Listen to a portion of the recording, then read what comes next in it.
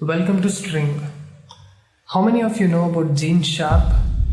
He was an American political scientist who has written a book on how to demolish a government through non-violent and democratic ways.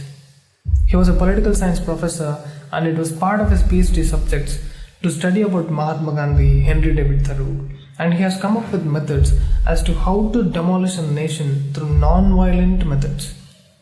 To look at it on the outer perspective, the movement should look like non-violent, democratic, and it should portray the legal demands. It should talk about peace when talking to public, but it should render the government non-functional. It should make the government machinery totally paralyzed, unmoving, not be able to implement any action in any way, impair the whole machinery of the government. In the end, the various systems existing in the government, the systems which add strength to the government, becomes ineffective, and the government will automatically collapse. This is Gene Sharp theory. He has written a book known as From Dictatorship to Democracy and many books which talks about 100 techniques to demolish a government. Out of these 100, if you follow just a few methods, we can completely paralyze the government and make it ineffective. They have implemented this Gene Sharp theory in Egypt, Tahrir Square. Lakhs of people intervened from nowhere, all of a sudden paralyzed the government. Hosni Mubarak lost the power, and everybody knows what happened. The same methods were followed in Ukraine against Russia. The same techniques, the Gene Sharp techniques, diffusing the government. Lakhs of people gathered at one place from nowhere, forming an umbrella of unmoving public. Government banks stopped functioning, offices were closed, many industries shut down, and for over 76 days in Hong Kong there is a havoc. And it worked effectively in bringing down the government. Let's look at a few methods set by Gene Sharp in his book. Throwing stones at police, throwing stones at our own security forces, digging their roads, destroying their pathways so that they cannot reach and control the atrocities. Setting fire to fire engines, which are used to extinguish the fire, you burn them first, so that the buses, the buildings, the shops burn nicely. Don't you feel like these methods have happened somewhere very recently? This is what is happening in Delhi. What's happening in Delhi in the mask of religious riots is actually strategic methods to diffuse the government, to make the machinery of the government ineffective. The capital of the Indian government, the Delhi city, to make it paralyzed and suffocating. A huge plan towards this is what has happened just recently. Whatever happened in Delhi is a direct portrait of almost 70 to 80 methods from the 100 methods of Gene Sharp, placing women and children in front in a protest, blocking the common pathways and roads, and sitting there making the automobiles unmoving. Gene Sharp theory. And it works effectively. It's already worked in bringing down governments of many other nations. How many of you are aware of it? Why the hell do you come out and speak all kinds of rubbish in front of a camera? CIA has got nothing to do with this at all. Delhi riots is totally a different game. It's a strategic planning. It has got nothing to do with Muslims. Because they have used acid packets, Molotov cocktails, that means petrol bombs. Where did they get these? Scientists from Russia have invented something known as Molotov, the petrol bombs. This has been referred to as Molotov cocktail. Showering acids onto police from building turrets. Do you think this is anti-CIA? These are strategic methods in full action to destroy the government. There are video evidences now coming up. People are caught up in the camera. All of these things were recorded in videos and photos. Aam Aadmi Party councillor Tahrir Hussain was caught up running a huge weaponry workshop in his home. Stones, acids, Molotov cocktail, petrol bombs, serving them to people to attack. All these visuals have come out, and now these riots have fallen under defense. Really appreciate the government in its immediate action and arresting people, taking them into custody. To figure out the forces behind these atrocities, the intelligence officer Ankit Sharma started his work, and when he proved to be very smart, these rioters caught him, and we all know how violently he has been murdered. They chased him and caught 4 to 5 people along with him, brought them inside a home, murdered them in a most fearful, nerve-wracking way, pierced a hole into his body and poured acid into it, plucked his eyeballs and threw them into drainage. Entire nation is discussing about this now.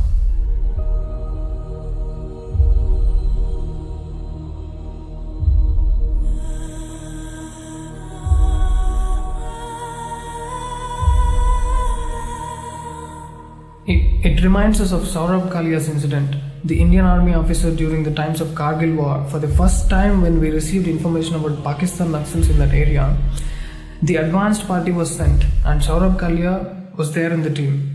And he belongs to Delhi too. Pakistanis tortured him the same way, plucked his eyeballs, cut his tongue, chopped the body into pieces and throw them everywhere. It is only after the Kargil war ended fully we could bring the mortal remains of Saurabh Kalia. Don't you see a common connection between these two incidents? Ankit Sharma and Saurabh Kalia. Why is it the same way? Think about it. See, we must understand the overall plan, strategy behind the riots. Media never showed you this. They portrayed everything in a wrong way. Like Muslims being killed, Muslims under threat. No, it is the Hindus who are being killed. Brutally. There is this one more method from the book. Use media to run negative campaigns, spread fake news, mislead people, turn our own people against us, turn them into anti-nationals. This is Gene Sharp theory. There is an army of media journalists and paid activists who are working smart and brainwashing people. For example, Kunal Kamra, Dhruv Rathi, Kanaya Kumar, OIC, Swarab Bhaskar. Who are these? Are they Indians? Once you have sold yourself to somebody, how can you belong to this country?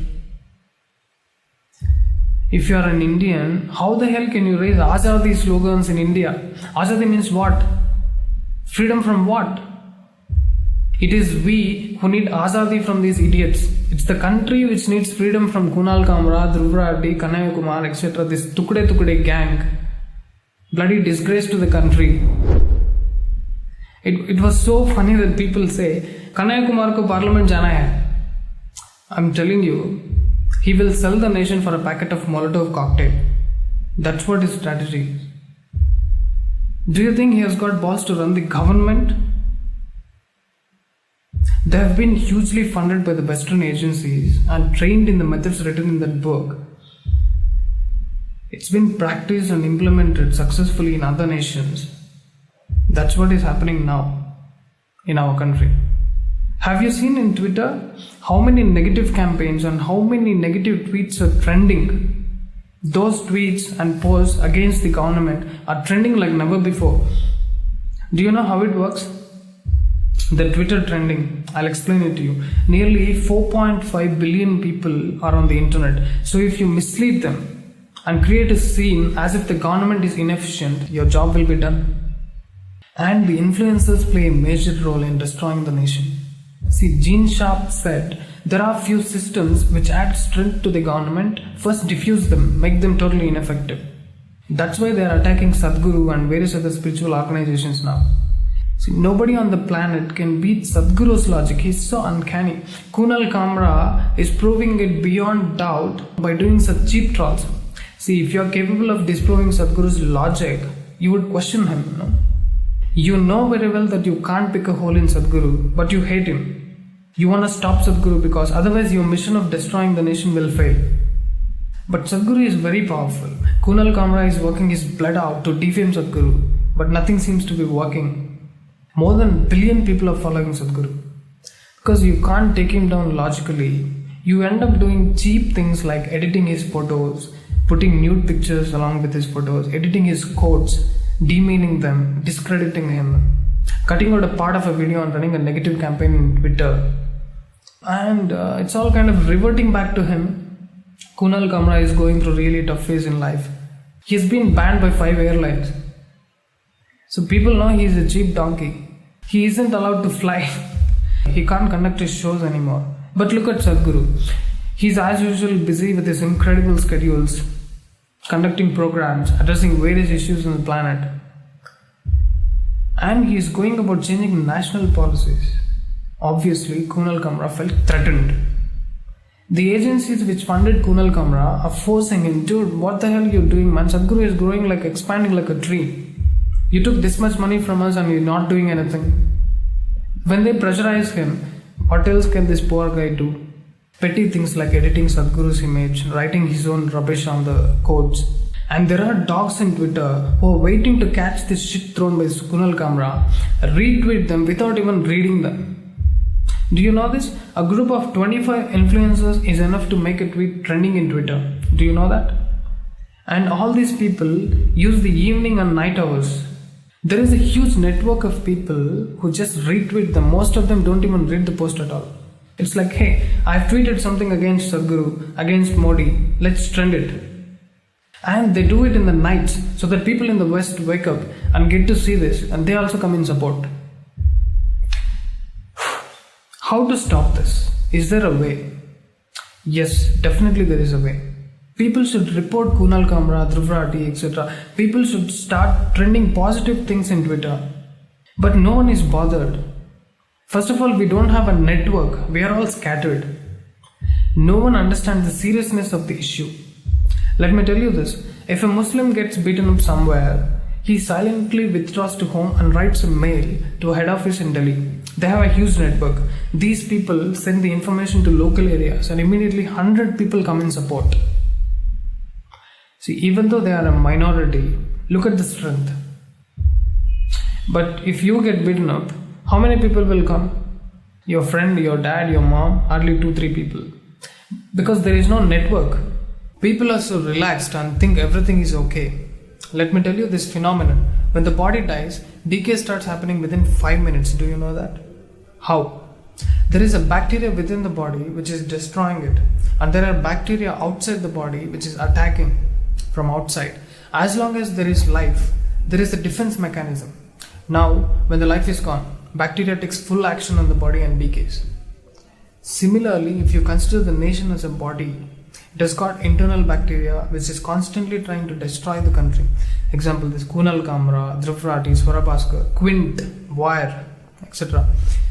And there are external forces like Pakistan, Bangladesh, whatever. Now, Sadhguru, Modi government and various other spiritual organizations account to the positive forces which protect the nation. Now understand, if this negative bacteria increases in the country, which is already happening, you will see horrible kinds of murders happening in the country. They will scrape the skin off. Women rape is going to become normal. Many disasters, untold disasters will happen. One reason we can say for all this happening is because we don't have a committed group of people, pro-nation, who can tweet good things, positive things. We're all scattered. We can report abuse Kunal Kamra and diffuse him, but nobody is bothered at all. And there is no proper platform. No one has taken the initiative to inform people about the danger, bring them together, defend the evil and safeguard the nation. So I have created a platform known as String. Let's trend in Twitter. You also join the group, subscribe. Twitter is more important because Twitter is the place where we see all the elite people. I've given the links in the description. Please follow String on Twitter and please be active on Twitter. Retweet it, like it, write some positive comments. I promise you, your time won't be wasted at all. A lot of people think, why should I do this? Because imagine if 10 people are carrying a heavy weight. Suppose if 5 people drop, the entire weight will fall upon the 5 people in the front and they will get killed.